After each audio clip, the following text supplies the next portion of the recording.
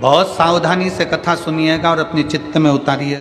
शिव महापुराण की कथा जिसके घर में चल रही है, जिसके टीवियों पर चल रही है, जिसके फेसबुक यूट्यूब पर चल रही है, जिसके मोबाइलों में चल रही है, घर में भले 5 मिनट शिव महापुराण की कथा चले, पर प्रतिदिन अपने मोबाइल को चालू कर 5 मिनट शिव पुराण चालू कर छोड़ दिया करो। घर में टीवियों पर अगर कथा आए तो भले सुनो चाहे नहीं सुनो, 5-10 मिनट उस टीवी को चालू कर छोड़ा करो, जिससे वो शिव महापुराण के शब्द हमारे घर के वातावरण को शुद्ध करें। अपने भीतर जितने विचार उत्पन्न होते हैं, अपने भीतर जितने विचार आते हैं, अगर ये विचार आपके अच्छे हैं तो आपको परमात्मा से कोई दूर नहीं कर सकता, आप परमात्मा के करीब में पहुंच ही जाएंगे। और यदि आपका व्यवहार अच्छा,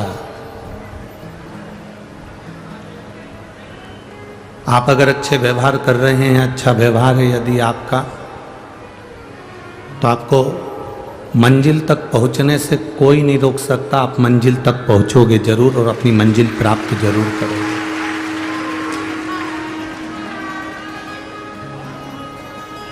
शिव महापुराण की कथा कहती है 2 चीजें अगर हमारी अच्छी है तो हमें दुनिया में कोई नहीं हरा सकता।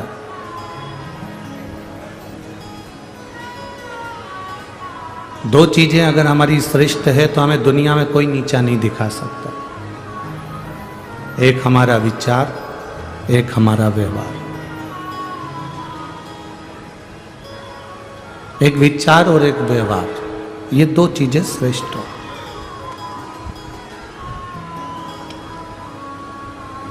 अपने विचार को कभी गलत मत होने दो और अपने व्यवहार को कभी गलत मत होने दो। घर में बैठे रहते हैं, परिवार में बैठे रहते हैं तो गलत चीजें सोचने में आती रहती है। क्यों सोचना? हम गलत क्यों सोचें? अगर हमें सोचना है तो हम अच्छा क्यों नहीं सोचें? हमारे भीतर का जो विचार आएगा वो हमारे सामने प्रकट होगा। हम किसी व्यक्ति के लिए, आप 7 ताले में बंद हो जाओ, कमरे में बंद हो जाओ, किसी कमरे के अंदर बंद होकर किसी के लिए गलत सोचना चालू कर दो, वो खुद अपने आप आपके लिए गलत सोचना प्रारंभ कर दे। आप अगर किसी के लिए गलत सोच रहे हो तो वो व्यक्ति आपके लिए गलत सोचेगा, ये पक्का है। आप किसी के लिए अच्छा सोचोगे तो वो अच्छा सोचेगा, ये निश्चित है। हमारे शरीर में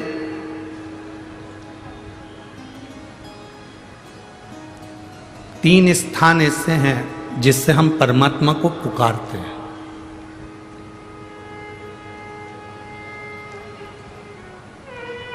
पहला स्थान हमारी नाभि। जब हम बोलते हैं तो हमारी नाभि खिंचाती है। एक बार बोल कर देखो, हर हर महादेव। आप जितना तेज भगवान को पुकारोगे आपकी नाभि उतनी तेज खिंचाएगी। आपकी जो डूठी है, नाभि है, टुंडी है, उतनी तेज खिंचाएगी। अब यहाँ नाभि को क्या कहते हैं हमें नहीं मालूम, पर पेट पर जो नाभि होती है, डूठी होती है, वो खिंचाएगी।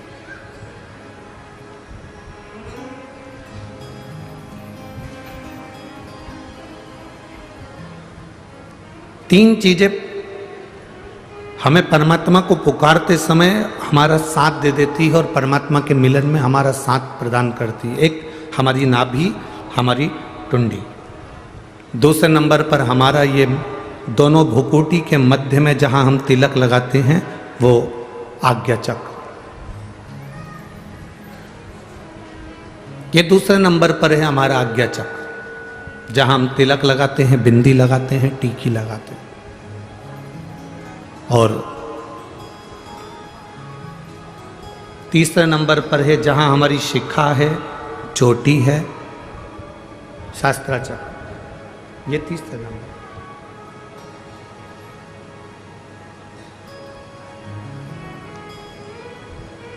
जिस समय जो व्यक्ति ज़्यादा बीमार पड़ जाता है, बहुत बीमारियों से ग्रसित हो जाता है, बहुत मात्रा में उसको अगर बीमारी ने घेर लिया तो शंकर जी पे चढ़े हुए जल का 3 जगह पर अगर वो स्पर्श कर लेता है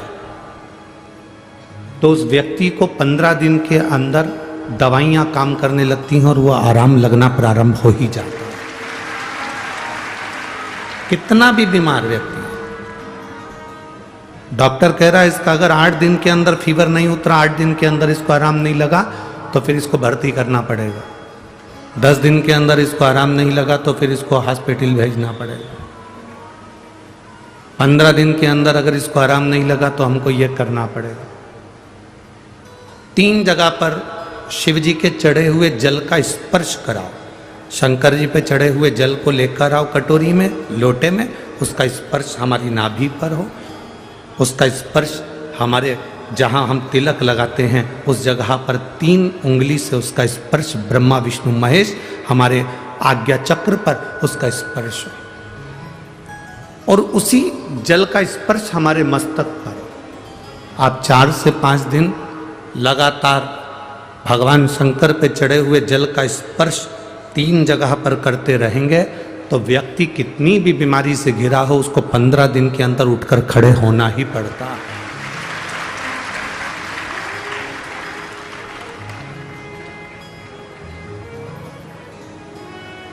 हमारा ये जो तिलक लगाने की जगह है ये हमारा आज्ञा चक्र है। ये कोई साधारण सी जगह नहीं है जहां हम तिलक लगाते हैं। जहां मेरी जीजियां मस्तक पर बिंदी लगाती हैं, टीकी लगाती हैं, मेरे भाई लोग मस्तक पर तिलक लगाते हैं, ये जगह कोई साधारण नहीं है। ये भक्त को खींचने वाला, भगवान को खींचने वाला, प्रभु की तेज पुंज को खींचने वाला स्थान है ये हमारा आज्ञा चक्र। एक लड़की मस्तक पर तिलक नहीं लगाए, उसकी शादी हो चुकी है और माथे पर बिंदी ना लगाए, गले में मंगलसूत्र ना पहने, हाथों में चूड़ियां ना पहने, पाँव में बिछुड़ी ना पहने, मांग में सिंदूर ना भरे और वो स्त्री ऐसे ही घूमे ना तो कोई भी उसको अपशब्द कह सकता है, कोई भी उसको ताने दे सकता है, कोई भी उसको आड़ा टेढ़ा बोल सकता है। पर अगर वो स्त्री के मस्तक पर बिंदी है, मांग में सिंदूर भरा है, गले में मंगलसूत्र, पाँव में बिछुड़ी, हाथ में चूड़ा है, किसी में इतनी सामर्थ्यता नहीं कि उस पर उंगली उठा दे, क्योंकि उसकी बिंदी में, उसके आज्ञा चक्र में उतना बल होता है, उसके आज्ञा चक्र में इतना बल है, उसके मस्तक पर इतना बल है। चलो और सरल भाषा में समझ लो, तुम ट्रेन में सफर कर रहे हो, आप सबसे निवेदन करेंगे आप ट्रेन में सफर करो और सफर करते करते आपके सिर पर तिलक नहीं लगाओ, कोई कुंकू हल्दी कुछ भी तुम्हारे मस्तक पर तिलक नहीं लगाए और तुम ट्रेन में जाकर बहुत भीड़ हो रही है और वहां जाकर तुम खड़े हो जाओ, जाने की तैयारी करो, कोई तुमको जगह नहीं देगा।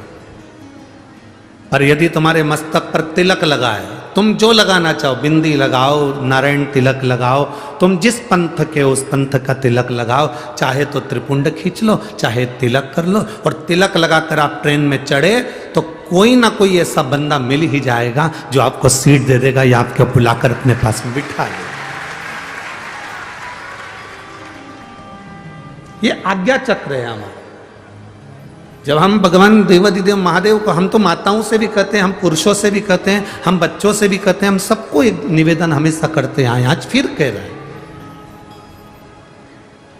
40 गांव की पवित्र भूमि से हम तो इतना कहना चाहेंगे कि आप अगर शंकर जी के मंदिर में जाते हो, जल लेकर आते हो, आचमन करते हो, तो वहां से जब आओ तब उस भगवान शंकर के चरणों के उस जल को अपनी नाभि स्थल पर, अपने मस्तक पर और अपने सिर के ऊपर उस जल का स्पर्श जरूर करें, उसका फल मिलेगा।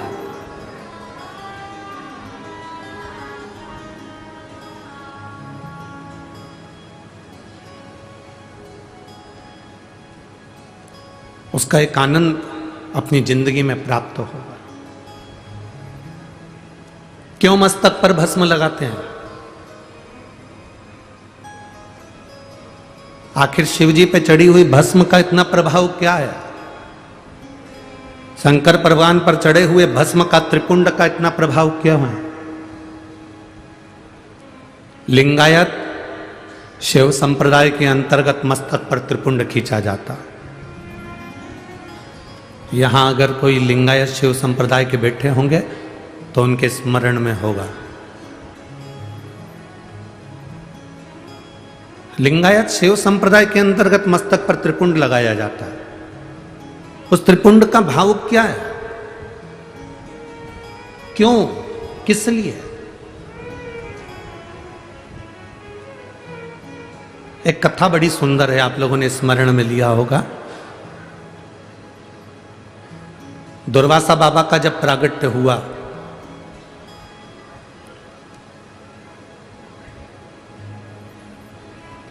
और दुर्वासा ऋषि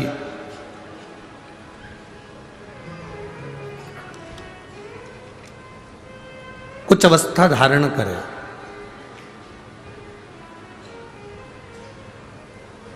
और दुर्वासा ऋषि थोड़ी सी अवस्था धारण करने के बाद वो तप साधना में लीन होने लगे।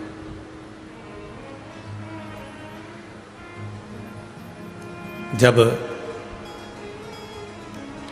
दुर्वासा ऋषि जब तप साधना में लीन होने लगे, कुछ अवस्था उन्होंने धारण कर ली और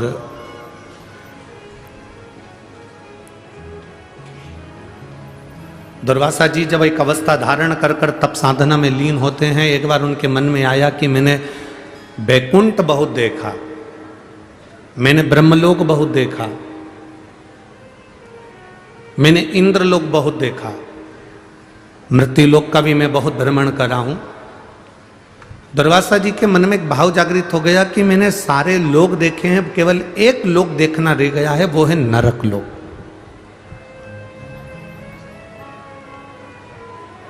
केवल एक लोक है, नरक, और उस नरक को मैंने नहीं देखा।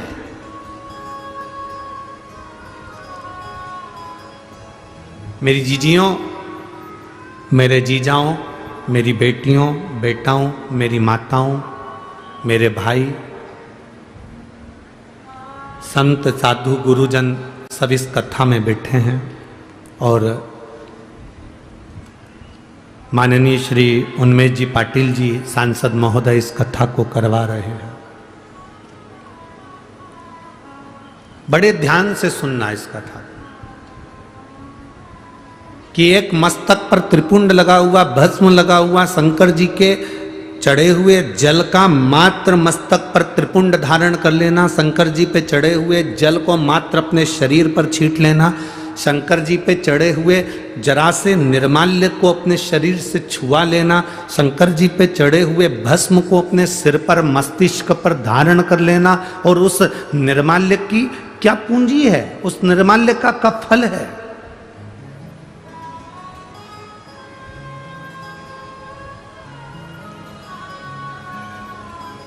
दुर्वासा जी ने विचार करा कि मैंने सब कुछ देखा, मैंने बैकुंठ देखा, इंद्रलोक देखा, ब्रह्मलोक देखा, तलातल, रसातल, मृत्युलोक सब मैंने देखा। पर दुर्वासा जी मन में सोचे कि मैंने केवल नहीं देखा तो केवल एक नरक नहीं देखा, मैंने नरक नहीं देखा, एक बार मुझे नरक देखना है। और दुर्वासा जी शिव जी का पूजन करे, त्रिपुंड धारण करे, और त्रिपुंड धारण कर कर उन्हें भस्म का त्रिपुंड लगाकर और दुर्वासा जी नरक में चले गए।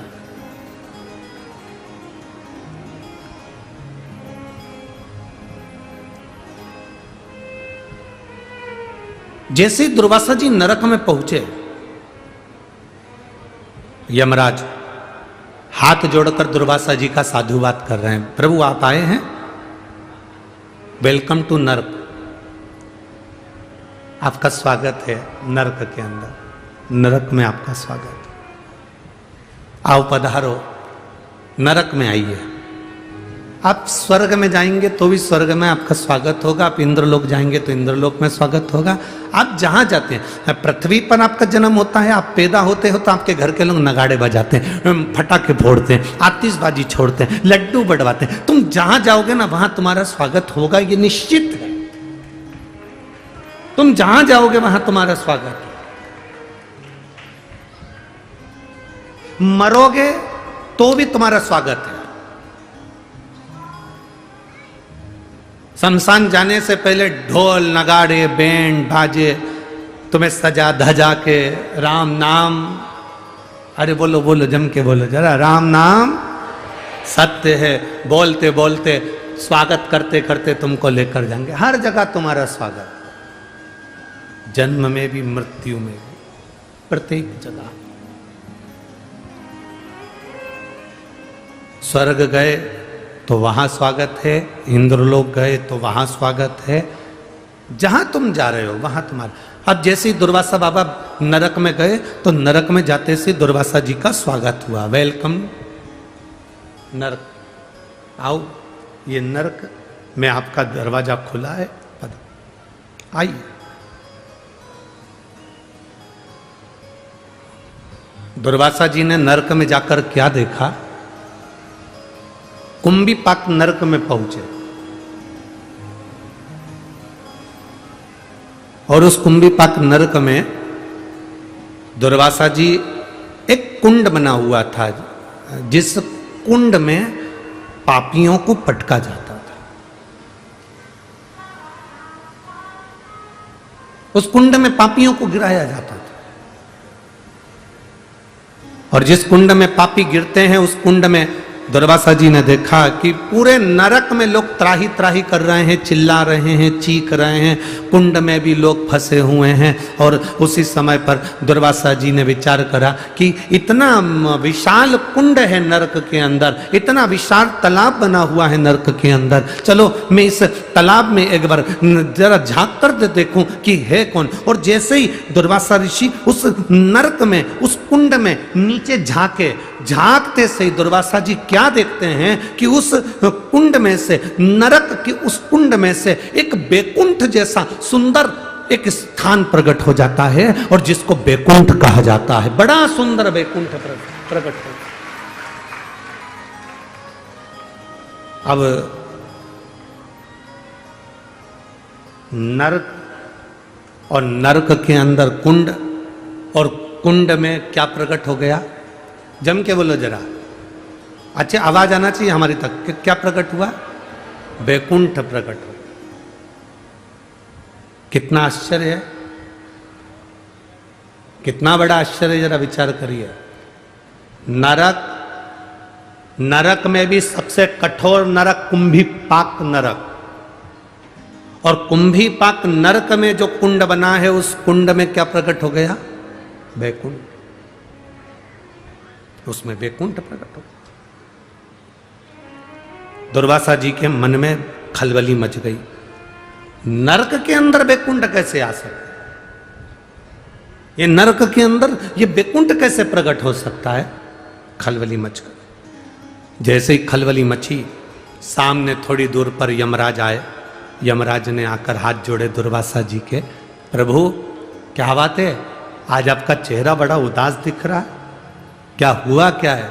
दुर्वासा जी बोलते हैं, मेरे को समझ में नहीं आ रहा है कि मैं नरक घूमने के लिए आया था, नरक में भी कुंभीपाक नरक घूमने आया था। कुंभीपाक नरक में कुंड है, उस कुंड में मैंने दर्शन करा, उस कुंड में मैंने जैसे ही झांका, झांकते से ही मैंने जीवों को चिल्लाते हुए सुना था, उसमें जैसे ही झांका, झांकते से उसमें बैकुंठ प्रकट हो गया। समझ में नहीं आता ये बैकुंठ कहां से आया। यमराज हाथ जोड़कर बोले, प्रभु दुर्वासा जी कुछ नहीं, बैकुंठ कहां से प्रकट हुआ है मैं आपको बताता हूं। आप शंकर जी की पूजन कर कर अपने सिर पर भस्म धारण कर कर आए थे। जब आप कुंड में झांक रहे थे, आपके मस्तक की भस्म उसमें गिर गई थी और उससे बैकुंठ प्रकट हो गया।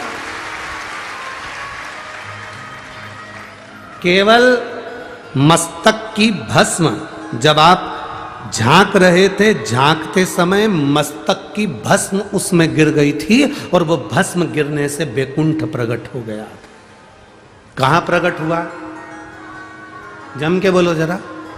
नरक में, नरक में भी कुंभी पाक नरक में, और कुंभी पाक नरक में भी ऐसे कुंड में जिसमें जीवों को तड़पाया जाता था, पटका जाता था, उस कुंड में बैकुंठ प्रकट हो जाता है। शिव महापुराण की कथा कहती है, जब शंकर जी के चढ़ी हुई भस्म सिर पर लगाकर हम जाते हैं और वो भस्म जहाँ पर भी जाकर थोड़ी सी भी गिरती है तो हम जैसे पापियों का उद्धार करने के लिए बैकुंठ को प्रकट कर देती है, बैकुंठ को प्रकट कर।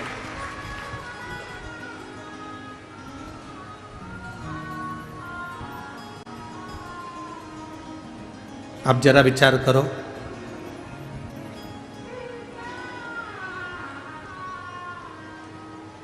कल कोई कह रहा था, गुरुजी, अरे गुरुजी, आप कहते हो कि जहां शिव पुराण होती है वहां की मिट्टी भी चंदन हो जाती, क्यों नहीं? क्यों नहीं हो सकती?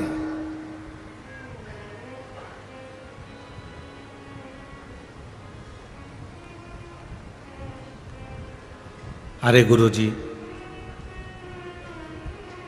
कितनी गंदगी करते हैं लोग,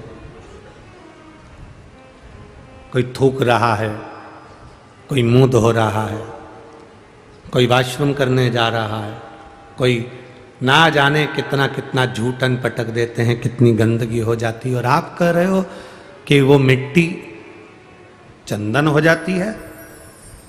हाँ, ऐसे कैसे हो सकता है? हमने कहा भाई देख,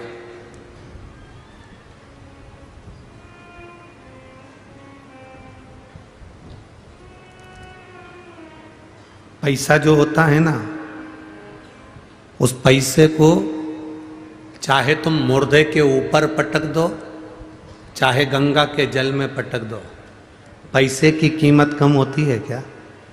अरे बोलो तो जम के, नहीं होती। उसी तरह मिट्टी मिट्टी है। जिस जगह पर भजन होता है, तप होता है, साधना होती है, मंत्र का उच्चारण होता है, श्री शिवाय नमस्तुभ्यम बोला जाता है, पंचाक्षर मंत्र, नमः शिवाय बोला जाता है, षडाक्षर मंत्र, ओम नमः शिवाय बोला जाता है, उस स्थान की मिट्टी अपने आप में वो पवित्र बन जाती है, चाहे वो कैसी भी हो, उसकी पवित्रता प्रबल हो, उसमें गलत कुछ नहीं है, उसमें पवित्रता है। और हम तो यहां तक कहेंगे कि आपने देखा क्या? लोगों को थूकते हुए देखा तो तुमने कह दिया, तुमने गंदगी देखी इसलिए गंदगी दिखी।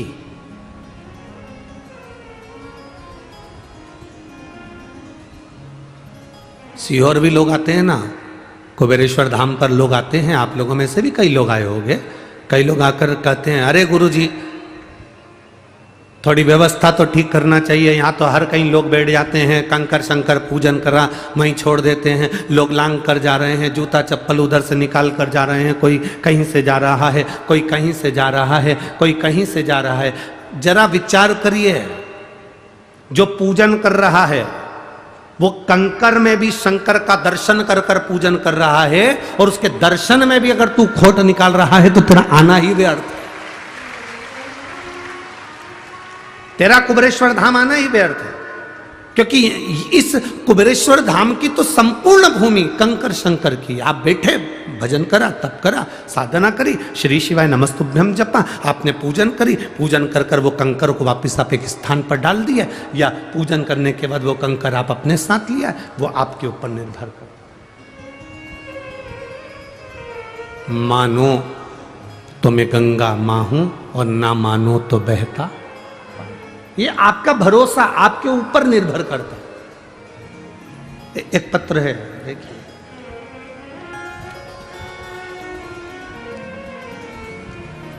जिसने भी पत्र भेजा उनसे निवेदन है, आपकी पूरी मेडिकल की फाइल आपने लगाई है, पर निवेदन है इस पूरी मेडिकल की फाइल को आप वापिस लेकर जाना, जिससे आपके पास में ये कॉपी रहे।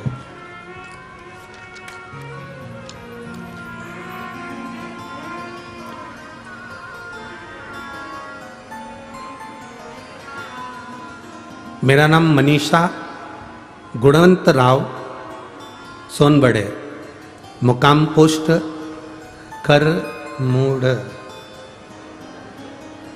ठीक है बोला? कि गड़बड़ बोला? ठीक है ना? हाँ, तुम लोग समझ जाओ बस है, बाकी के तो जाने दो उसको। मुकाम पोस्ट कर मूढ़, तहसील 40 गांव, जिला जलगांव, मोबाइल नंबर ये। कहीं बैठी हैं का? देख कहीं, हाँ ऐसे हाथ हिला दो, ठीक है। जिला जलगांव में 40 गांव तहसील की रहने वाली हूँ। मेरे पति की अचानक पेट में दर्द होने लगा। हम सभी परिवार वाले 40 गांव के सुमन हॉस्पिटल के डॉक्टर साहब के पास में दिखाए। फिर डॉक्टर साहब ने बताया कि इनकी किडनी में पत्थरी है। डॉक्टर ने ऑपरेशन की सलाह दे दी क्योंकि शुगर की बीमारी के कारण मेरे पति की किडनी कमजोर थी। डॉक्टर ने कहा आपका मन पड़े आप जिस हॉस्पिटल में ले जाकर ऑपरेशन करा सकते हो और इनको ले जा सकते हो। फिर हमने ऑपरेशन करवाया, परंतु ऑपरेशन करने के बाद उनकी किडनी ने काम करना बंद कर दिया और उनको वेंटिलेटर पर डाल दिया गया। वेंटिलेटर पर डालने के बाद में उनका शरीर काम नहीं कर रहा था। हम बाबा के भरोसे पर भगवान को जल चढ़ाना प्रारंभ कर दिया। गुरुदेव जल चढ़ाना प्रारंभ करा।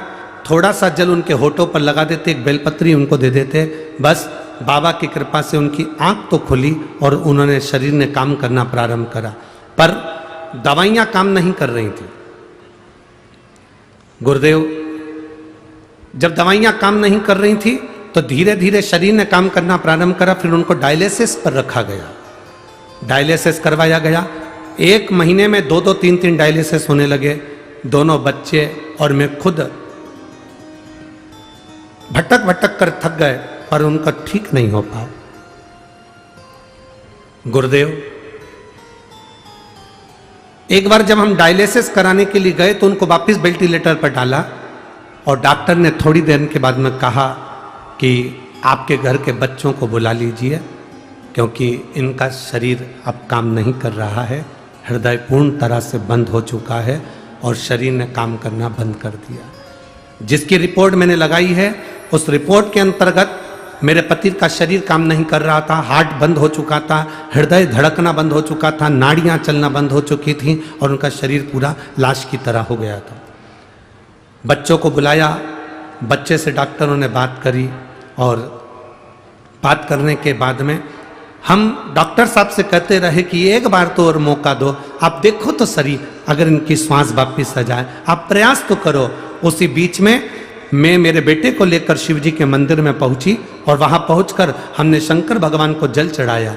रोती रोती बाबा के चरणों में पहुंची गुरुदेव, और बाबा का मैं क्या चमत्कार का वर्णन करूं। बेलपत्र और जल लेकर मैं अपने पति के पास आई और उनके होठों पर जब लगाया तुरंत उनकी धड़कन वापिस चलना प्रारंभ हुई। उनकी धड़कन वापिस चलना प्रारंभ हुई और बाबा की कृपा से जो डायलिसिस भी चल रहा था, बाबा की कृपा से वो डायलिसिस भी बंद हुआ और मैं बाबा को यहाँ 40 गांव प्रणाम करने के लिए आई हूँ। बाबा एक ही निवेदन है, आपकी एक बेलपत्र व्यासपीठ से मुझे मिले। जी बहुत दूर हो आप, फिर भी मैं कार्यकर्ता को, उनके परिवार के आप ही हैं, आ जाओ आ जाओ आ जाओ।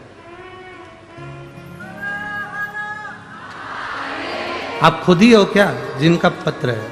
ठीक है, आओ आओ, पधर पधर पधर। अब मेरे पति ठीक हैं गुरुदेव, डायलिसिस भी बंद सा है और मैं बाबा को यहाँ नमन करने के लिए आई हूँ, जिन्होंने मेरा सुहाग वापिस दिया और मेरे पति को अच्छा किया। मैं बाबा को प्रणाम करने आई हूँ। शिव तत्व है वो घर, शंभो। बैठिए जी बैठो।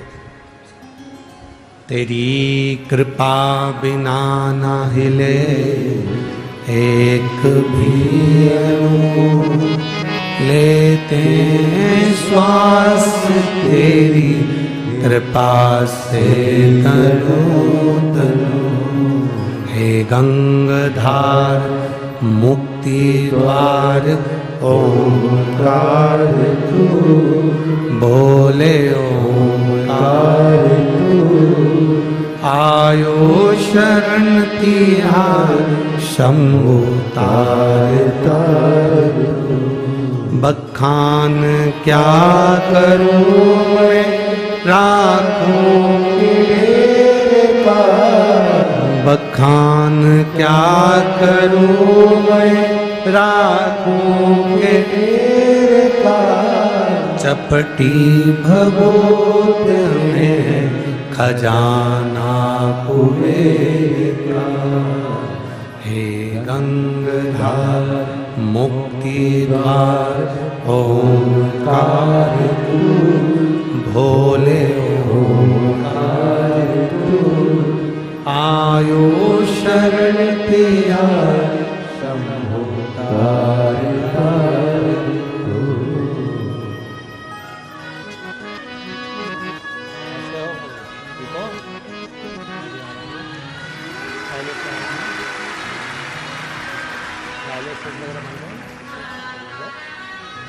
डायलिसिस पूरा बंद हो गया। अरे रो नहीं, खुश हो तो बाबा ने अच्छा करा ना, अब रोते नहीं है, अच्छा खुश खुश रहना चाहिए। डायलिसिस बंद हो गया ना, बस ठीक।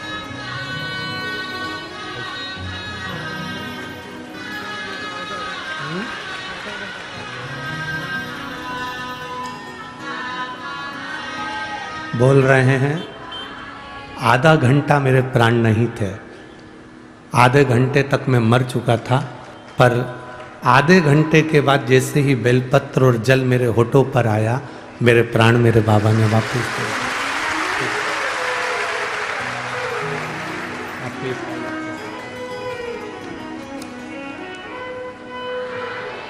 स्वस्थ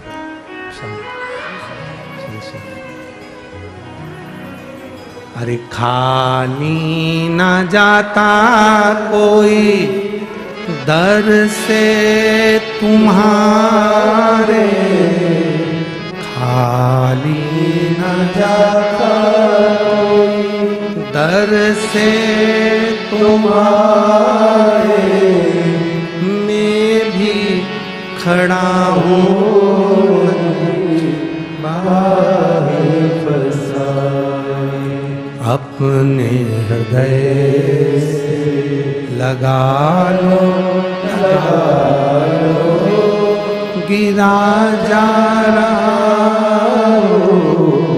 उठा लो उठा, भोले अपने दर से अब तो न टालो, गिरा जा रहा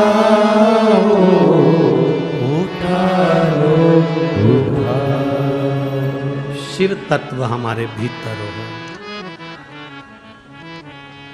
भगवान शंकर का शिव तत्व जितना हमारे भीतर होगा उतना मिलन सरल, मिलन सरल। बहुत हंसते हैं लोग, क्या जल चढ़ाने से रोग मिट सकता है? क्या बेलपत्री खाने से दुख समाप्त हो सकता है? उससे पूछो जिसका 1 महीने में 3-3, 4-4 बार डायलिसिस हो रहा हो, वेंटिलेटर पर पड़ा हो और उसके बेटे से कह दिया गया हो कि बॉडी को ले जाओ। उस जल की महत्वता क्या है? दुर्वासा बाबा ने अपने मस्तक पर जो भस्म का त्रिपुंड लगाया और नरक कुंभिपाक नरक के कुंड में झांका, उस भस्म के तिलक में से जरा सी भस्म नीचे गिर गई। जब हम मांग भरते हैं, जब हम तिलक लगाते हैं तो उसमें से थोड़ा थोड़ा तिलक तो गिरता रहता। चंदन का त्रिपुंड लगा लो तो धीरे धीरे चमड़ी सूखेगी तो वो गिरेगा, गिरता है।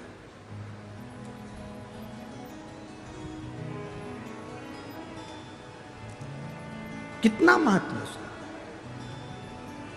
वो कुंभिपाक नरक में भी बैकुंठ प्रकट कर देता है। बैकुंठ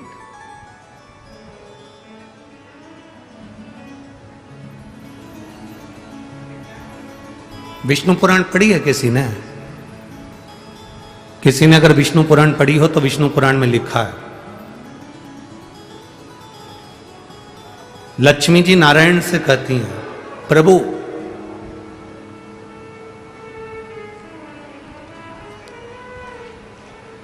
संसार में इतने सारे साधु सन्यासी तपस्वी साधक उपासक भजन करने वाले तप करने वाले सब मरते हैं, प्राण छूटते हैं सबके। जो आया है मृत्यु लोक में उसको जाना है। विष्णु पुराण में लक्ष्मी जी नारायण से कह रही हैं, संसार में जन्मा हुआ प्रत्येक मनुष्य मरता है और उसके प्राण छूटते हैं।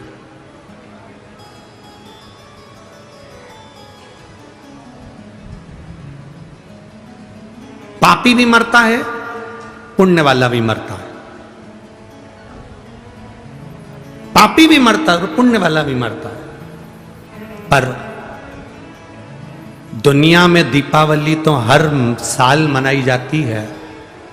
लक्ष्मी जी भगवान नारायण से पूछती हैं कि बैकुंठ में दीपावली कब मनाई जाती है? तो नारायण कहते हैं जब कोई शंकर का भक्त शिव की आराधना करते करते जल चढ़ाने के बाद मेरे पास पहुंचता है, तब बैकुंठ में दिवाली। उसका कारण विष्णु पुराण में लक्ष्मी जी पूछ रही है कि बैकुंठ में दिवाली, एक शंकर का भक्त आता है और बैकुंठ में दीपावली मनती है। आपका भक्त आता है तो क्या दिवाली नहीं मनती? भगवान कहते हैं नहीं। ब्रह्मा जी का कोई भक्त आता है तो दिवाली नहीं मनती? नहीं। पर शंकर का कोई भक्त प्राण छोड़ने के बाद जब आता है तो बैकुंठ में दिवाली मनती है। तो पूछा, ये बैकुंठ में दिवाली शंकर के भक्त के आने से क्यों मनती है?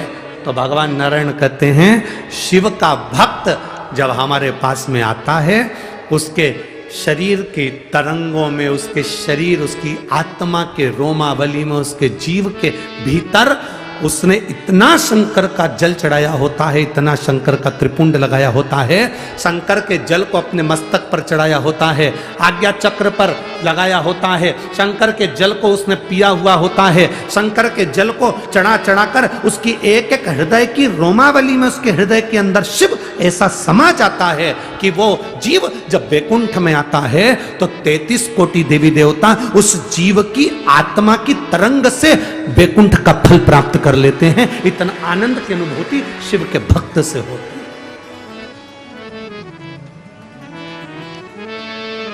अरे कितने किस्मत वाले हो रे भाई। 40 गांव वालों, तुम्हारे यहां का सांसद महोदय माननीय श्री उन्मेष जी पाटिल जी और उनकी धर्मपत्नी श्रीमती संपदा जी उन्मेष जी पाटिल, मैं धन्यवाद दूंगा। जैसा राजा वैसी प्रजा, मुझे धन्यवाद दूंगा आप। जैसा राजा वैसी प्रजा।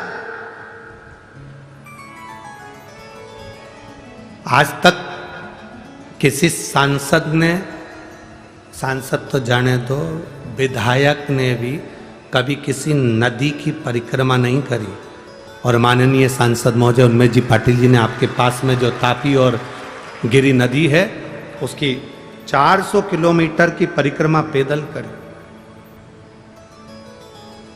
कारण उस नदी की परिक्रमा करने का कारण केवल एक था कि यह अनुभव करना था कि इसमें थोड़ा सा समय पानी रहता है, बाकी के समय इसमें जल क्यों नहीं रह पाता, और उसमें पानी आना चाहिए जिससे पूरी क्षेत्र का विकास और पूरे क्षेत्र का कल्याण। वो जल के लिए नदी को कैसे स्वच्छ रख सकते हैं, गांव नगर शहर को कैसे स्वच्छ रख सकते हैं, वो ज्ञात करने के लिए, ज्ञात करने।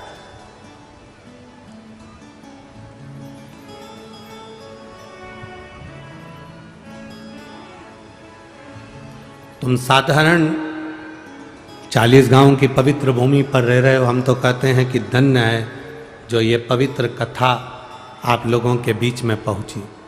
ये कथा 2027-28 से पहले 40 गांव नहीं आती, 2028 के पहले ये 40 गांव आ गए,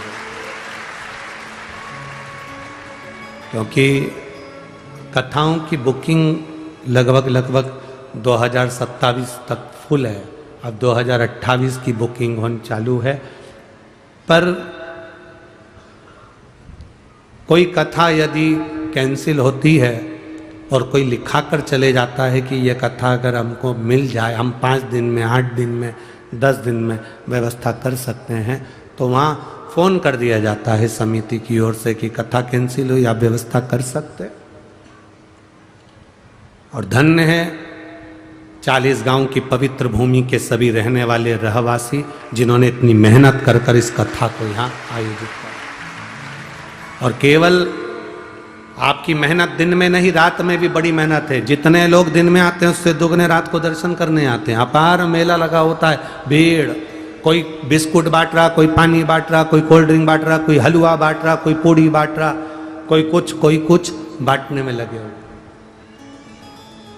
कर लो सेवा। ये शिव भक्त दूसरी बार 40 गांव नहीं आने वाले। मौका मिला है हमें सेवा करने का 40 गांव वालों को। अपनी तिजोरी का लाकर खोलिए और उसमें से थोड़ा सा धन तुम्हारे पास में है तो उस धन को थोड़ा सा धर्म में लगाने का प्रयास करो, तो धन और धर्म दोनों बचे। मत दो किसी को। आपको दान नहीं करना मत करो, आप किसी को नहीं देना चाहते मत दो। अपने हाथ से पानी खरीद कर लाओ, अपने हाथ से पिलाओ, अपने हाथ से अन्न लाओ, अपने हाथ से खिलाओ। अपने हाथ का किया कहीं नहीं जाए। ये शंकर के भक्त बार बार नहीं मिलते। इनकी अड़भंगता देखिए। दुनिया में कथा होती है तो वहीं पास में गाड़ी खड़ी हो जाती है और लोग आ जाते हैं, जरा देखो। धूप पड़ती है चिलचिलाती हुई और ये 2-2 किलोमीटर तक पैदल थके हुए बुजुर्ग लाठी टेकते टेकते धीरे धीरे अपने पार्किंग से यहाँ तक चले आ रहे हैं। नाम लगते रखते श्री शिवाय नमस्तुभ्यम, श्री शिवाय नमस्तुभ्यम, भगवान का नाम लेते लेते लेते लेते चले आ रहे हैं। ऐसे जीव को जब आप पानी पिलाते हो तो अपनी जिंदगी का सबसे बड़ा पुण्य कार्य कर कर रखते हो। कर लो सेवा। क्या देगा महादेव? इतनी छोटी सी डायरी अपने पास खरीद के रखो और तारीख लिख के रखो, 16 तारीख को मैंने 15 रुपए का पानी पिलाया था शंकर के भक्त को। बस वो तारीख लिख के रखना और 3 महीना उस तारीख के बाद में हमको 15 रुपए का हिसाब बताना कि वो 15 का बढ़ा कि घटा। वो स्वयं आपको मालूम पड़ेगा कि उसका बल कितना। आज तीसरा दिन कथा का है। कथा 5 बजे विराम हो जाएगी। कल चौथा दिन हो जाएगा। परसों की कथा सवेरे 8 बजे से 11 बजे तक हो जाएगी। बाद में सब अपने अपने घर चले जाएंगे। 2 दिन की कथा का क्रम और अपनी जिंदगी में जितनी झोली पसार कर निवेदन कर सकते हो, बटोर सकते हो, बटोर लो और भगवान की भक्ति प्रदान करते चलो, देते चलो। ये नहीं मिलना। शिव तत्व को अपने भीतर बिठाइए।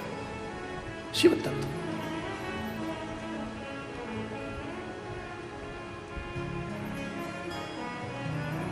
आज कोई कह रहा था गुरुजी अवध में राम आ रहे हैं। हमने कहा अवध में राम आ रहे हैं ऐसा नहीं है। जहां राम है वहां अवध है।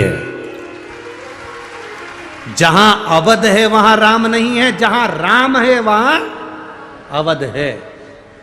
आप अपने अपने नगर में, शहर में, गांव में, खेड़े में 22 तारीख को दिए जलाओगे, झालर लगाओगे, मिठाइयाँ बनाओगे, पूजन करोगे, पाठ करोगे, आरती करोगे दोपहर के 12 बजे, तो समझ लेना कि राम अवध में नहीं, तुम्हारे गांव में राम आए हुए हैं, तुम्हारे नगर में राम।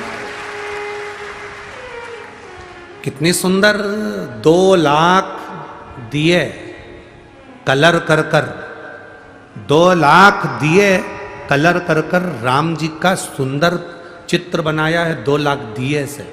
मैं आस्था चैनल वालों से भी कहूँगा कि उसका फोटो पूरे आस्था चैनल पर दिखाएं कि यहाँ 40 गांव के भक्तों ने कितनी मेहनत करी है। 2 लाख दिए कलर करा।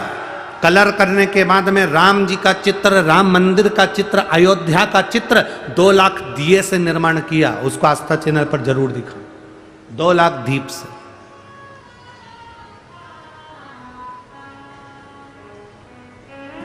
एक तो भीड़ ज्यादा रहती है तो हमारा आना नहीं होता, परंतु सांसद महोदय जी से निवेदन है एक बार हमको भी दर्शन जरूर कराना। हम भी जाना चाहते हैं कि वो 2 लाख दीप का जो राम जी का चित्र बनाया है उसको हम भी दर्शन करें। हमारा भी मन है वहां आने का।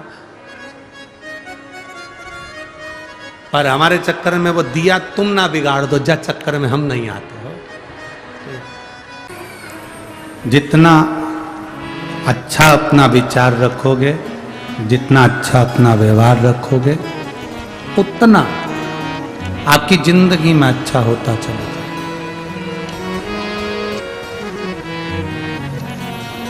दुर्वासा बाबा के मस्तक का जरा सा त्रिपुंड का भस्म कुंभीपाक नरक के उस कुंड में जाता है और वैकुंठ बना देता है। लोग कितना भी हंसें, अपने मस्तक पर शिवजी पे चढ़े हुए जल का आप चंदन कंकु नहीं लगा सकते तो कम से कम उस जल को तो अपने मस्तक पर लगाओगे। दिखता है क्या? लगा लिया, ठीक है।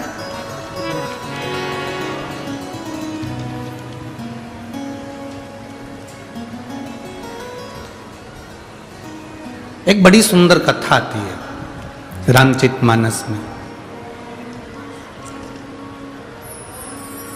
सुग्रीव जी के ससुर, कौन के ससुर? जम के बोलो जरा। सुग्रीव।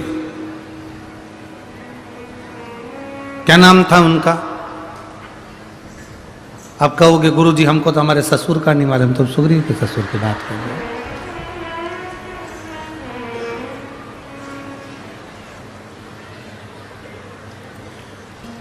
दुनिया बड़ी विचित्र है। एक लड़का तीर्थ करने जा रहा था उसकी पत्नी के साथ, तो अपने दोस्त के पास गया। दोस्त से बोला मैं तीर्थ करने जा रहा हूँ। बहुत अच्छी बात है, मेरा मन करता है कि मैं सिगरेट, गुटखा, पाउच सब छोड़ दूं। दोस्त और खुश हुआ, इससे बढ़कर और क्या खुशी होगी। छोड़ दे, पर समझ में नहीं आ रहा किसके पास छोड़ूं। मेरे सारे दोस्त बेकार हैं, अगर मैं उनके पास छोड़ के चले गया वही खा पी गए तो। दोस्त ने माथा ठोका। हम समझे थे कि तू जिंदगी भर के लिए छोड़ रहा है, तू तो दोस्त के पास छोड़ के जा रहा। हमें अपना स्मरण नहीं मालूम। बड़ी सुंदर कथा रामचरितमानस में आती है सुग्रीव के ससुर जी की। जो लंकापति रावण के यहां पर राजवेद का काम करते थे, जिनका नाम था सुषेण। कौन है वो? सुग्रीव के, बोलो बोलो जम के बोलो जरा, ससुर। सुग्रीव जी के ससुर जो लंकाधिपति रावण के यहां पर राजवेद का काम करते थे, जिसका नाम था सुषेण वेद। जो सुषेण वेद है,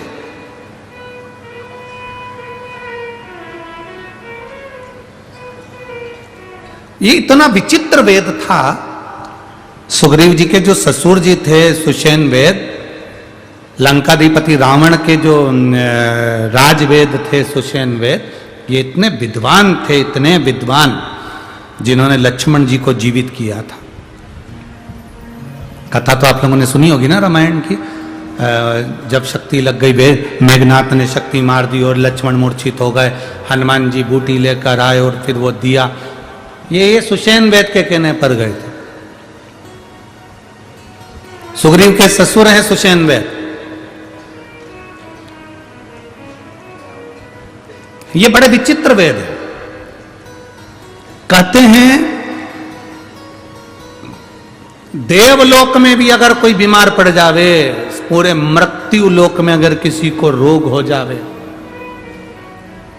तो सुषेण वेद से बड़ा कोई वेद नहीं था। इतना विचित्र वेद था। डॉक्टर तो सभी होते हैं, पर कोई कोई डॉक्टर ऐसा होता है जिसका नाम बड़ा प्रसिद्ध होता है, बड़ा प्रसिद्ध। वहां चले जाओ, वो डॉक्टर से मिल लेना, उनकी तो दवाई बड़ी कामगार है और अच्छा कर देते। कई लोग हंसी हंसी में कह देते हैं अगर तुमको तकलीफ है शिव महापुराण की कथा में चले जाओ, बैठकर कथा सुनोगे, 5 दिन में जब वापिस आओगे तब हमको बताना कि तुम्हारा स्वास्थ्य कैसा है। कई लोगों को तो ये भी डॉक्टर की वेद की दवा लगती है। सुषेण वेद बड़े प्रसिद्ध वेद थे, लंकाधिपति रावण का जो राजवेद हो, जिसके यहां पर ग्रह बंधन में पड़े हो, देवताओं भी बंधन में पड़े हो, ऐसे लंकाधिपति रावण का कोई वेद कोई साधारण नहीं हो सकता। सुग्रीव के ससुर उनके यहां वेद थे। एक बार रावण के मन में भाव उत्पन्न हुआ कि ये सुषेण वेद ऐसा कैसी औषधि बनाता है, ऐसे कैसे दवाई बनाता है कि दवाई तुरंत असर कर जाती है।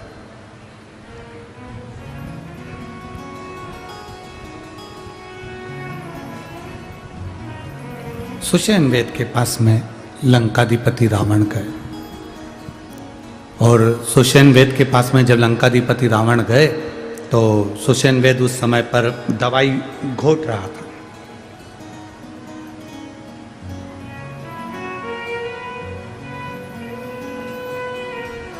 सुषेण वेद का एक नियम था, जितनी देर दवाई घोटता था उतनी देर शंकर का नाम जपता था,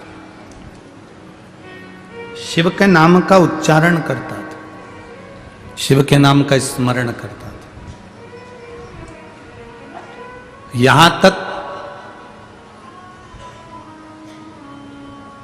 अगर लंकाधिपति रावण की तुमने संहिता पढ़ी हो, रावण की लंकेश की संहिता का स्मरण करा हो, तो रावण संहिता के अंतर्गत यहां तक लिखा हुआ है कि ये सुषेण वेद शिवजी की आराधना करता था, और इसकी आराधना को देखकर लंकाधिपति रावण शंकर की आराधना में लीन हो गया था। यहां तक वर्णन किया गया कि शिव की आराधना सुषेण वेद कितनी करता था कि उसको देखकर लंकाधिपति रावण शंकर की आराधना में लीन हो गया था। इतना शंकर की आराधना में लीन रहता था सुषेण वेद, इतनी लीनता थी। जब कोई अच्छा व्यक्ति भगवान की ओर बढ़ता है और उसको कोई दूसरा देखता है तो उसके मन में भी शंकर के प्रति भाव जागृत होता है। भाव, ये प्रेरणा है। अगर आज माननीय सांसद महोदय श्री उन्मेष जी पाटिल जी, उनकी धर्मपत्नी श्रीमती संपदा पाटिल जी, अगर आज कथा में आए हैं, बैठे हैं, कथा का क्रम करवा रहे हैं, उनके साथ में उनके साथी लोग भी मिलकर कथा का क्रम करवा रहे हैं, तो ये अपने क्षेत्रवासियों को एक प्रेरणा है कि तुम कितनी भी उन्नति की सीढ़ी पर चढ़ जाना, कितने भी करोड़पति बन जाना, कितने भी वैभवपति बन जाना, कितने भी ऊंचे सिंहासन पर बैठ जाना, पर अपने सनातन धर्म को मत भूल जाना। ये प्रेरणा है। अपने सनातन धर्म को मत छोड़ो, अपने सनातन धर्म को मजबूत करने का प्रयास करो।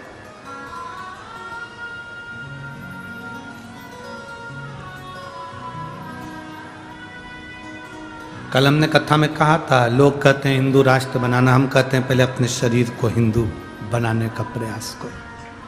इस शरीर को, परिवार को इतना मजबूत कर दो तो हिंदू राष्ट्र बनने में देरी नहीं लगेगी।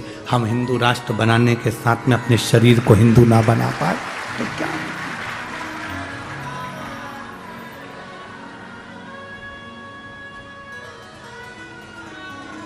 अभी हमने भजन लिया, उसमें कहा घर घर में अलख जगाना है, भारत में राम को लाना। हमने ये नहीं कहा कि अवध में राम को लाना। आपका गांव, आपका नगर, आपका शहर, आपका खेड़ा, आपका क्षेत्र, आपकी कॉलोनी, आपकी सोसाइटी, जहां पर आप रहते हो, राम नाम लेते हो, राम का उच्चारण करते हो, राम नाम का गुणगान करते हो, बस समझ लो तुम्हारा वो खेड़ा, तुम्हारा वो गांव, तुम्हारा वो घर, तुम्हारा वो दिल अवध बन गया है, अयोध्या बन गया है। फिर हमें नहीं भटका।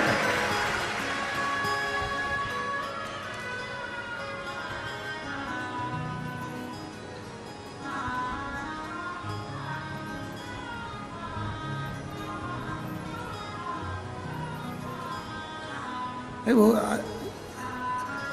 सोशल मीडिया पर लोग वह कितना कितना कमेंट्स कर रहे हैं कि ऐसा है वैसा है, जो लोग कहे सो कहे।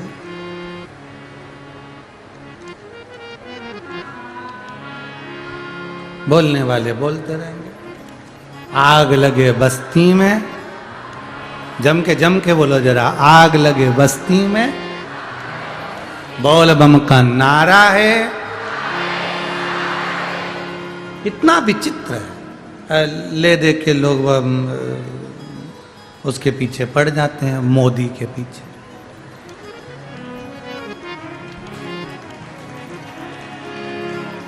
कभी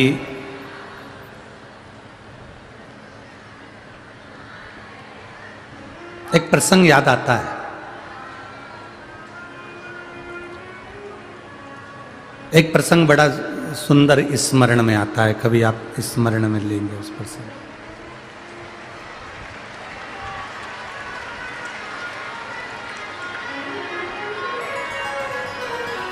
शंभो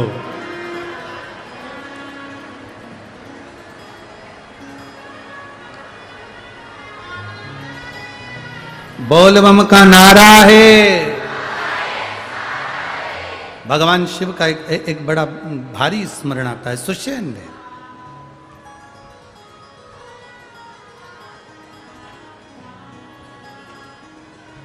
आज कोई कर था, और इससे पहले भी एक कमेंट्स में हमने देखा था कि वो मोदी जी ने थाली बजवा दी, मोदी जी ने वो ताली बजवा दी, मोदी जी ने ये बजवा दिया, मोदी जी ने वो बजवा दिया।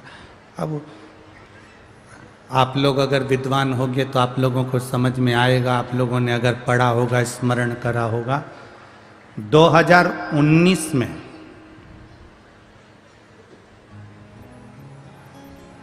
अयोध्या के टेंट में जो राम जी विराजमान थे,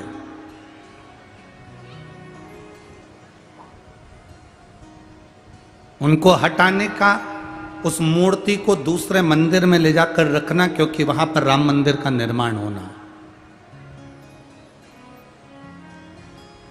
उस मूर्ति को ले जाने का तारीख आ गई और वो तारीख निकली 2020 में, गुड़ी पड़वा का दिन, चैत्र का महीना, 25 तारीख 2020। अब किसी ने कहा गुरुजी व मोदी जी ताली बजवा दी है, थाली बजवा दी है, घंटी बजवा दी है, हारन बजवा दी है। क्यों बजवाए? कभी आप अंदाजा लगाएंगे? तारीख आ गई नजदीक में, 25 तारीख को टेंट में से राम जी की मूर्ति को ले जाकर मंदिर में रखना है। अब ये विचार करा गया कि भगवान राम की मूर्ति इतने सालों के बाद वहां से हटेगी। लोग बाग जरा सा 4 कदम चलते हैं तो तोप बजती है, दूल्हा चलता है तो नगाड़े बजते हैं, और भगवान ऐसे ही चले जाएंगे, ऐसे ही। अब कोरोना काल चल रहा था, 2020 में कोरोना भी बहुत तीव्र। योगी जी मोदी जी से कहे कि मन नहीं कर रहा कि राम जी को कैसे ले जाएं, कोई जुलूस नहीं, कोई आतिशबाजी नहीं, कोई बैंड बाजा नहीं, और कोरोना अलग चल रहा है। तो मोदी जी बोले तुम चिंता मत करो, तुम 25 तारीख के पहले नी ताली और नगाड़े बजवा दिए तो हमारा नाम भी ना। 25 तारीख 2020 में राम जी टेंट में से निकलकर मंदिर में जा रहे थे और 22 तारीख को नगाड़े भारत में बज रहे थे। जो धर्मी थे वो भी और जो धर्मी थे वो भी बजा रहे थे कि भगवान अब ऐसे बैंड नहीं बजा सकते क्योंकि कोरोना था, ऐसे जुलूस नहीं निकाल सकते क्योंकि कोरोना था, तो कम से कम ऐसे लोगों से दीप जलवा दिए, ताली बजवा दी, नगाड़े बजवा दिए, ताली बजवा दी। पूरा नगर, पूरा भारत उत्सव मना रहा था और मेरे राम टेंट में से निकल कर जा रहे। अब फिर वही क्रम, घर घर में अलख मेरे राम को। भीतर एक उज्जवल भाव प्रकट करिए अपने भीतर। हम ये नहीं कहते कि तुम अवध जाओ, हम तुमसे ये कहते हैं तुम इतना राम का भजन कर लो कि राम को तुम्हारे पास में आना पड़ जाए। शबरी के दरवाजे पर राम आए थे, सुग्रीव के पास में राम आए थे, मातंग बाबा के पास राम आए थे, संत ऋषि निषाद सबके पास राम पहुंचे थे। राम साधारण नहीं, हर एक के पास पहुंचते। भजन का बल बढ़ाइए, भक्ति का बल बढ़ाओ, भजन का बल बढ़ाओ, कीर्तन का बल बढ़ाओ। आप शिव महापुराण की कथा तक पहुंचे हो तो शंकर आपके दरवाजे तक जरूर पहुंचेगा। सुषेण वेद की कथा कहती है, सुषेण वेद सुग्रीव के ससुर हैं। सुग्रीव जी के ससुर सुषेण वेद शंकर के इतने बड़े उपासक हैं कि शिव के बिना एक मिनट नहीं रहते। औषधि बना रहे हैं तो शंकर का नाम ले रहे हैं, भजन कर रहे हैं शंकर का, दवाई सुखा रहे हैं तो शिव का नाम ले रहे हैं। शिव की भक्ति में डूबो।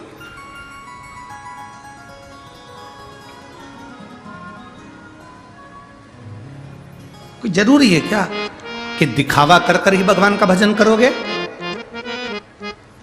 कोई जरूरी नहीं कि दिखावा कर कर भगवान का भजन करा जाए। भजन, भगवान का भजन हम पहले भी कहे, ये तुम ये कपड़ा मपड़ा चेंज करके कि हम तो ये ऐसा चोला पहन लेंगे तो भगवान का कपड़ा, तो हम संत दिखेंगे, साधु दिखेंगे, गुरुजन दिखेंगे। ना ना ना,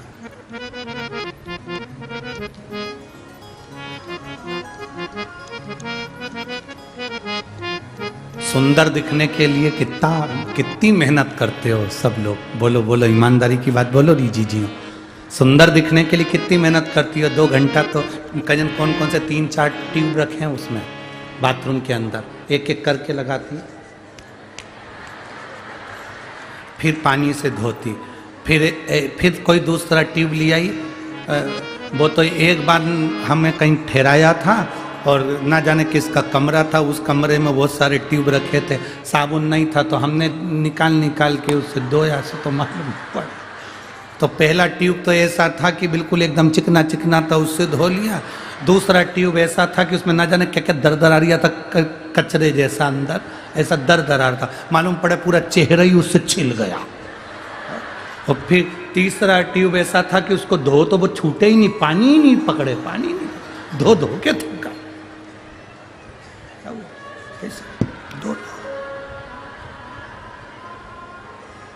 अब कितना आप सहज भाषा में लीजिए कि सुंदर बनने के लिए आप कितना प्रयास करते हो। एक ट्यूब लगाया, पानी से धोया, साबुन लगाया, पानी से धोया, और टावल से मुंह भी ऐसे रगड़ के नहीं पोछा, जैसे बेचारे जेंट्स लोग तो बेचारे रगड़ के पोछ ले, और जी हो तो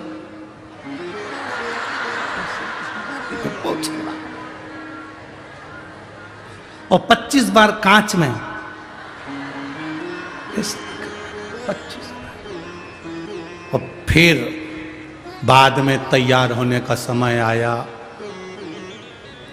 किसी को भी तैयार होते हुए कभी मत देखना, कभी। आंखें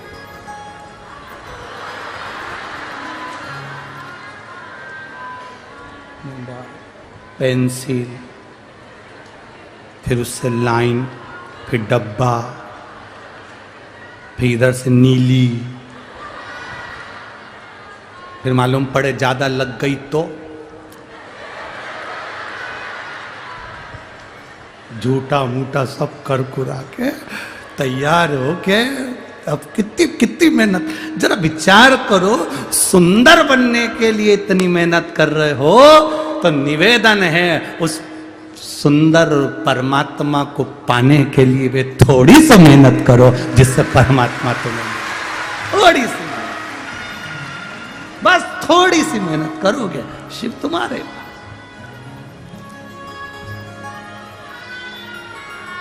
अब हम मेहनत करते नहीं है, रत्ती भर भी हमसे मेहनत होती नहीं है। सुंदर बनने के लिए जितनी मेहनत करी उसमें से एक अंश निकाल लो और उतना अंश भी परमात्मा को दिया तो बहुत है। सुग्रीव के ससुर सुषेण वेद शिव जी के भक्त, दवाई बनाए शिव का नाम, काम करे शिव का नाम, हर पल शिव का नाम, हर क्षण शिव का नाम।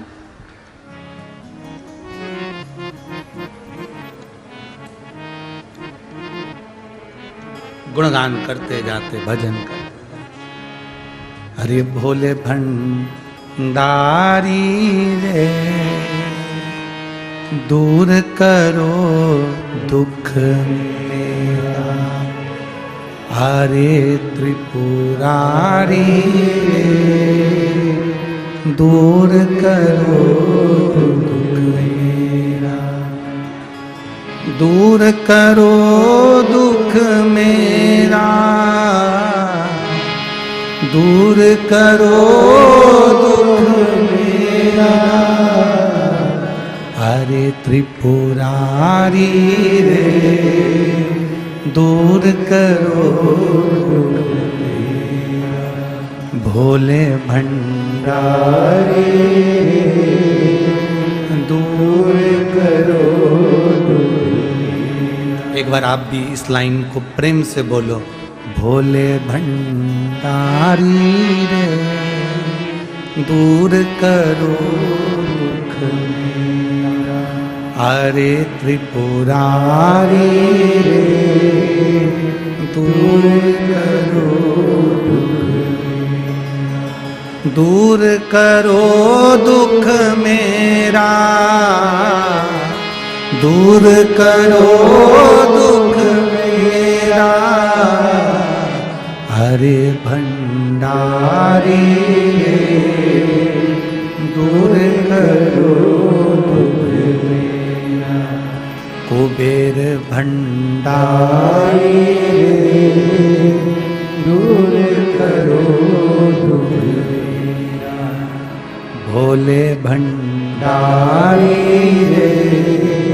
दूर करो दुख मेरा।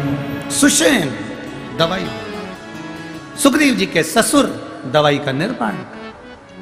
सुषेण वे जब जब दवाई बनाता शंकर जी से कहता, आप भी जो दवाई का निर्माण डॉक्टर ने दवाई दी है किसी को खिलाओ, मना नहीं, पर बोल कर भगवान की भक्ति के। एक पत्र आया है देखिए,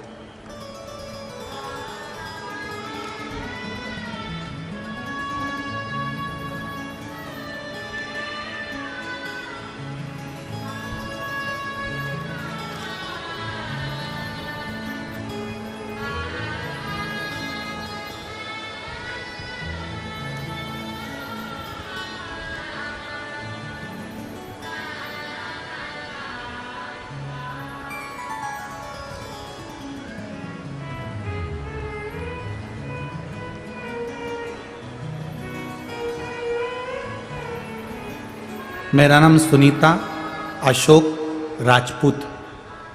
मेरे दो बेटे हैं गुरुदेव, दर्शन अशोक राजपूत और धीरज अशोक राजपूत। कहीं बैठे हैं क्या? हाथ हिला सकती हैं। मेरा नाम सुनीता अशोक राजपूत। कहीं बैठी हो तो हाथ हिला सकती है। अच्छा उधर है, हाथ हिला दे। श्री शिवाय नमस्ते। मैं अपने फोटो लगा रही हूँ गुरुदेव। मेरे पाँव में, शरीर में, पूरे में छाले पड़ जाते थे। 5 साल से मुझे ऐसी बीमारी थी जिस बीमारी के कारण मैं बड़ी दुखी थी, जिसका फोटो आप लोग LED पर, टीवी पर, आस्था चैनल पर देख रहे हैं। एक ऐसी बीमारी थी जिस बीमारी में मुझे चर्म का रोग था। मेरा शरीर पूरा बेकार हो जाता था, शरीर में फपोले पड़ जाते थे, उससे पानी बहता रहता था और पानी से दूसरा पानी के कारण शरीर में रोग हो जाता था। 5 साल से ऐसा कोई डॉक्टर नहीं था जिससे मेरी दवाई ना चली हो। सारे यहाँ से लेके बॉम्बे तक डॉक्टर को दिखा लिया पर आराम नहीं लगा। गुरुदेव, किसी ने कहा था कि कथा के पंडाल में बैठकर कथा सुनने से रोग का निवारण होता है। कभी विश्वास नहीं था कि कथा बैठकर सुनने से बीमारी चली जाती है क्या। पर किसी के कहने पर पहली बार मालेगांव की कथा में मैं पहुंच गई। विश्वास नहीं होता गुरुदेव, ना मेरे बच्चे भरोसा करते हैं कि ऐसा हो सकता है क्या कि कथा के पंडाल में बैठकर कथा सुनो और लोगों के शुगर, BP और बीमारियां ठीक हो जाए। ये कभी नहीं हो सकता। मैंने भी प्रैक्टिकल करा। मेरे बच्चों से कहा कि मेरे को मालेगांव जाना है, वहाँ कुबेरेश्वर धाम का महाराज जी आए हैं, वो कथा कर रहे हैं। उनकी कथा में जो पहुँचता है तो रोग निवारण होता है, तो मुझे भी रोग निवारण के लिए पहुँचना। माँ, तेरे शरीर में इतना सारा रोग है, तो नीचे बैठ नहीं सकेगी। तेरे पाँव में छाले रहते हैं, शरीर में छाले रहते हैं और पूरा शरीर तेरा बेकार हो जाता है। 5 साल से तू परेशान है, क्या करेगी जाकर? मुझे छोड़ कर आओ। मालेगांव में मुझे छोड़कर गए, मैं बैठकर कथा सुनी गुरुदेव। मात्र 2 दिन की कथा मैंने मालेगांव की सुनी और बाबा से विनती करी। आज मैं बाबा को नमन करने आई हूँ। जो 5 साल की बीमारी थी, मेरे बाबा ने धीरे धीरे मेरे रोग को समाप्त कर दिया और मैं ठीक हो गई हूँ। मैं बाबा को प्रणाम करने आई हूँ। ये मेरा जब शरीर में रोग था उसका फोटो है और दूसरा फोटो में लगा रही हूँ। अब मेरा शरीर पूरा की पूरा आपकी इस कथा स्थल पर है, मैं ठीक हूँ। अब ठीक है माँ? दोनों हाथ हिला दो एक बार। श्री शिवाय नमस्तुभ्यम। बैठिए। शिव तत्व की प्राप्ति है। शंकर ओघड़ी शंभु।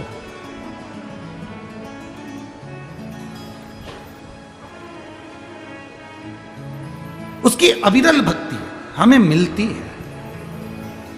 सुषेण वेद क्या करते थे? सुषेण वेद का एक काम था, भोले भंडारी रे दूर करो दुख मेरा। जब आपको लगे कि हाँ शरीर का रोग ठीक नहीं हो रहा, तो सीहोर कुबेरेश्वर बाबा को याद करो और कुबेरेश्वर महादेव को याद कर कर, उसका नाम है कुबेरेश्वर महादेव, कुबेर भंडारी।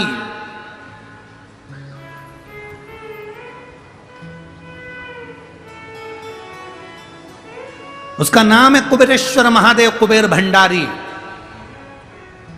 ठेला चलाने वाला व्यक्ति भी, भीख मांगने वाला व्यक्ति भी उसके दरवाजे पर प्रदोष या शिवरात्रि हर महीने आती है, या सोमवार की अष्टमी या सोमवार को जाकर उसकी प्रदोष की आरती का, शाम की आरती का 5 बार दर्शन कर ले, मेरा बाबा उसकी झोलियां भर कर ही भेजता है। वो कुबेर भंडारी। शाम की जो आरती होती है, प्रदोष की जो आरती होती है, प्रदोष काल की जो आरती होती है, संध्या की जो आरती होती है, उसका मात्र दर्शन, कुबेर भंडारी की वो आरती का दर्शन ही मूल सुख दे जाता है। उसको कुबेर भंडारी कहते हैं।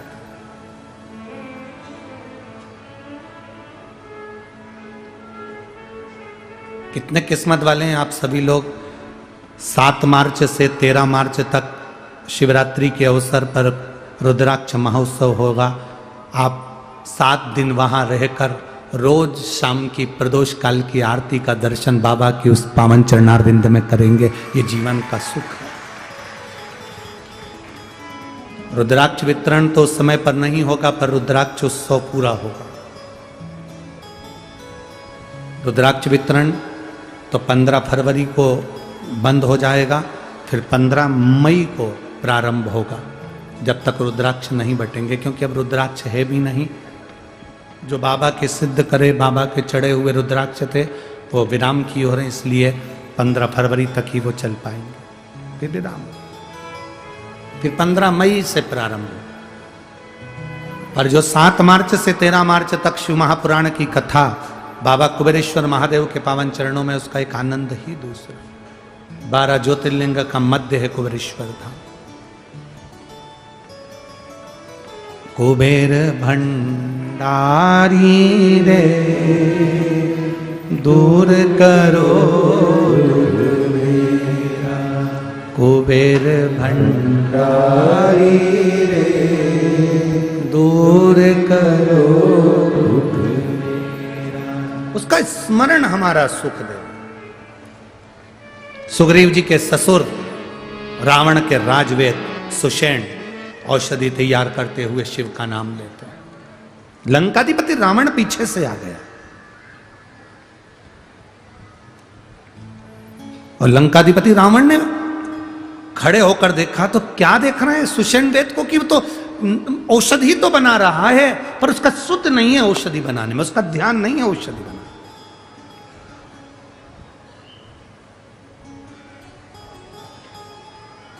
कोई कोई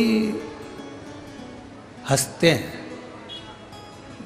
घर की बुजुर्ग जो माँ होती है ना, बूढ़ी माँ, बुजुर्ग माँ, वो बच्चे को देख कर कहती थी, क्या हो गया बेटा? ना जाने इस बच्चे को क्या हो गया, मैं डॉक्टर को दिखा कर रहती हूँ। डॉक्टर को दिखा लिया, सबको दिखा लिया, बच्चे को आराम नहीं लगा, तो बूढ़ी माँ क्या कहती, रुक मैं नजर उतार देती हूँ। इतने में नई नई बहुएं हंसती हैं, अरे माँ क्या पागल जैसी बात करती दादी, उसका पेट दुख रहा है, तुम नजर उतारने बैठ रही हो। उसका सिर दुख रहा है तुम नजर उतार रही हो, उसके शरीर में कष्ट हो रहा है तुम नजर उतार रही हो। बूढ़ी मां जानती है तो डॉक्टर को दिखा मना नहीं है, पर बूढ़ी मां अपने दिल से नजर नहीं उतारती, अपने दिल की जो उसने पूजन आराधना करी है ना, वो सारी दुआ अपने पोते को दे देती है, इसलिए पोता ठीक हो जाता है।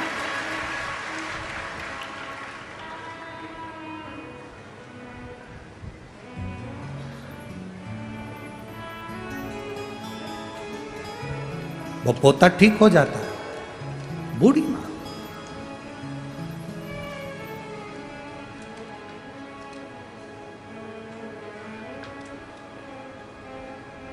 शिव महापुराण की कथा कहती है बच्चों की परवरिश साधना है। ये मेरी माताएं, ये मेरी जीजियां, ये मेरे जीजा, ये मेरी बेटियां, ये मेरी बहुएं अपने बच्चों की परवरिश कर रही हैं। जो मां अपने बच्चे की परवरिश करती है वो साधना करती है। बच्चे को पढ़ाना है, डॉक्टर बनाना है, इंजीनियर बनाना है, मायके नहीं जाती उसके एग्जाम के कारण, कथा में नहीं आती उसकी पढ़ाई के कारण। कथा हो रही है अपने नगर में, नहीं जा पा रही क्योंकि उसके एग्जाम है, उसको पढ़ाना है, उसको देखना है, वो स्कूल से आएगा। खुद नहीं खाती, अपना निवाला बच्चे को दे देती है। खुद अच्छे कपड़े नहीं पहनता, कमा कमा कर बच्चे की फीस में भर देता है बाप। बच्चों को परवरिश करना, बच्चों को पालना, ये साधना है, ये साधना है। बच्चों की परवरिश तुम्हारी साधना है, तुम्हारी साधना। बच्चों की परवरिश तुम्हारी साधना है, पर बच्चों से निवेदन है माता पिता की सेवा तुम्हारी आराधना है।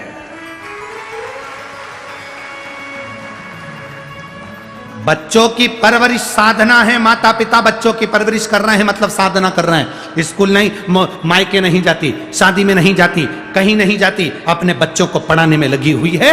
अपने बच्चे के लिए बाप कमा कमा कर लाते जाता है, ये उसकी साधना है। पर बच्चों का नियम है कि बच्चे अपने माता पिता की सेवा करें, तो भगवान से भी बड़ी आराधना माता पिता की सेवा है, परमात्मा से। ये आराधना है हमारी।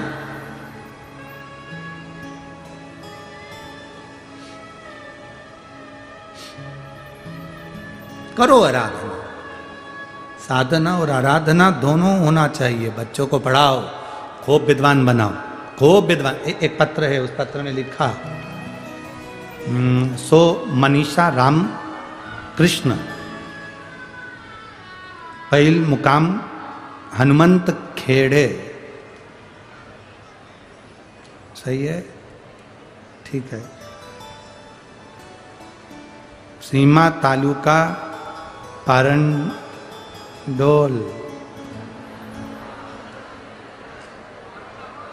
है। चल तुम लोग समझ जाओ बाबा। हो गड़बड़ हो जाए तो भी समझ जाना। हो जिला जलगांव। कहीं बैठे हो तो हाथ हिलाइएगा। आप ही आए, हिला दो एक बार। श्री शिवाय नमस्तुभ्यम। बधाई आपको बहुत बहुत है। मेरा लड़का राज हर दिन शिव जी के मंदिर जाता है गुरुदेव। उसको मंदिर जाने की ललक आपने उत्पन्न कर दी, वो शंकर जी के मंदिर जाने लगा। 5 उपवास मैंने खुद भी पशुपतिनाथ के करे, बेलपत्र भी चढ़ाया। मेरे बेटे ने आर्मी की भर्ती का एग्जाम दिया, पर उसमें उसका नहीं हुआ, हताश हो गया। उसने कहा मां इतने समय से मंदिर जा रहा हूं, कोई फायदा ही नहीं हुआ, कोई लाभ ही नहीं। मैंने अपने बच्चे से कहा कि लाभ के लिए या फायदे के लिए शिव मंदिर नहीं जाइए। सियोर वाला महाराज कहता है मंदिर जाते रहो, वो एक ना एक दिन कृपा जरूर करेगा। मेरे बेटे ने फिर सरकारी नौकरी के लिए अप्लाई करा। मेरा बेटा बहुत हताश हो चुका था, पर मेरे बच्चे ने फिर अप्लाई करा और बाबा की कृपा से आज मेरा बच्चा गवर्नमेंट में बीएमसी की नौकरी में लग गया। मैं बाबा को यहाँ दंडवत प्रणाम करने के लिए आई हूँ। बधाई आपको। श्री शिवाय नमस्तुभ्यम। बैठिए। शिव तत्व है ओघड़ी। बच्चों की परवरिश साधना है, पर बच्चों से निवेदन है अपने माता पिता की सेवा आराधना है। अपने माता पिता की सेवा जरूर करो। और मेरा जीजियों से निवेदन है, मेरे जीजाओं से निवेदन है, कोई पुरुष ये ना सोचे कि मेरी पत्नी मंदिर जाती है तो उसका पुण्य मुझे मिल जाएगा, मेरी पत्नी मंदिर जाती है तो उसके खाते का पुण्य मुझे मिल जाएगा। तुम्हारा समोसा तुमको ही खाना है।